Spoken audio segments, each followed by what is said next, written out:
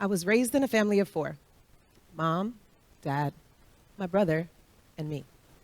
Like many other minority families at the time, ours was marked by a certain strictness and protectiveness.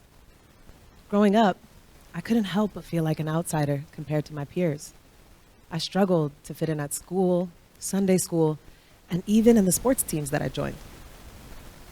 There simply wasn't a lot of Egyptian American representation around me, and I often found myself grappling with questions of identity and belonging. Every summer, my family would send me off to Egypt, where I would reconnect with my roots and immerse myself in my culture. But those 3 months of the year were fleeting, and when I would return to school, I was faced with the same sense of displacement. It wasn't until my preteen years that I made a conscious effort to connect with my peers at school. However, despite growing up in a diverse community in New Jersey, I found myself caught between racial and ethnic divides. I was too dark to fit in with the white kids, and I was too light to be accepted by the black kids, and my lack of Spanish fluency further distanced me from the Latin American community. Faced with that dilemma, I began to analyze and compare my own culture to the cultures around me. It was then that I had the realization: I'm American. My parents were born in Egypt, which is in Africa, so I thought to myself, I'm black. This newfound perspective provided me with a sense of belonging and purpose. I became an activist in the black community, speaking out against systemic oppression and racism.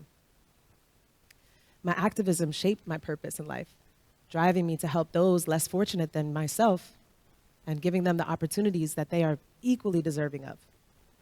However, my journey took an unexpected turn when I enrolled in a master's program.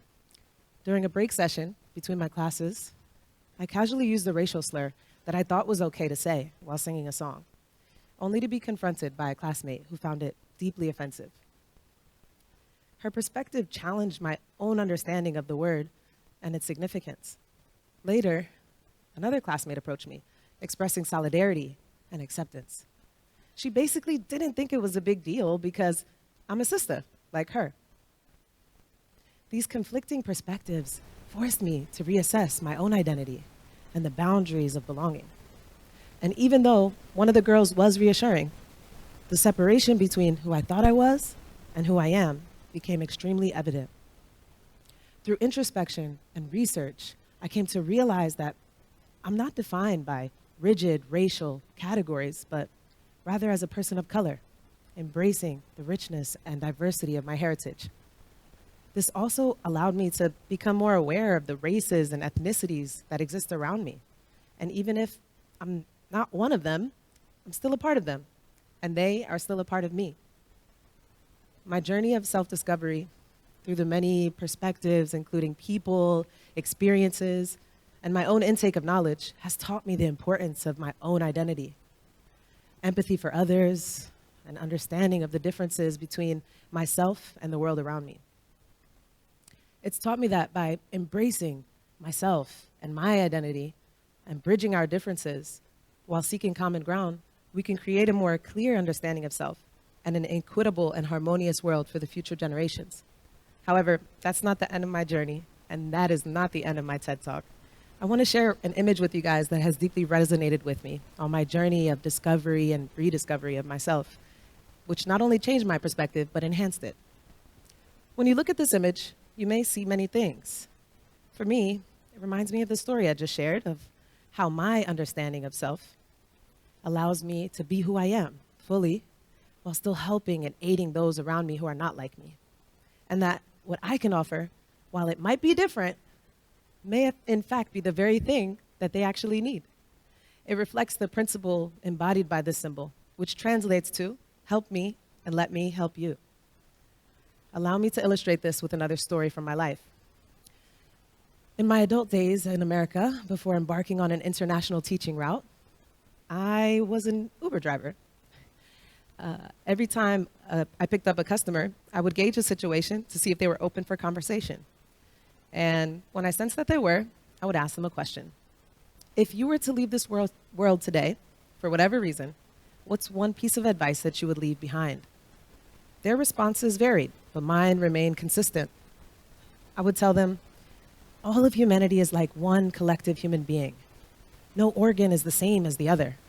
The heart does not function the same way as the lungs, neither does the skeletal system work the same way as the nervous system. However, when they all function at 100% capacity, exactly how they are supposed to be, and not imposed as other organs, then they allow for the human to breathe and live like the very person you are, or the people around you that we see every day. We are different. And that's the beautiful thing about life. Because when we can change our perspective to see that these differences that we have are essential for us to be unified as people, then humanity can truly function properly. We as individuals would be able to unapologetically be ourselves without feelings of the constraints of the world has already placed on us. The Adrinka symbol encapsulates this sentiment beautifully. It represents the idea that my strengths are not yours, and yours are not mine. But when we come together united, we can help to complete each other so that we can become strong. Just as each piece of the puzzle does not look the same, but it is essential for completing the whole, each person's unique perspective and contribution is vital for creating a more harmonious and inclusive society. As we navigate the complexities of identity, perspective, and unity, let us remember the wisdom of the Andrinka symbol and strive to embody its principles in our interactions, relationships. Together, we can build a world where empathy, understanding, and unity prevail.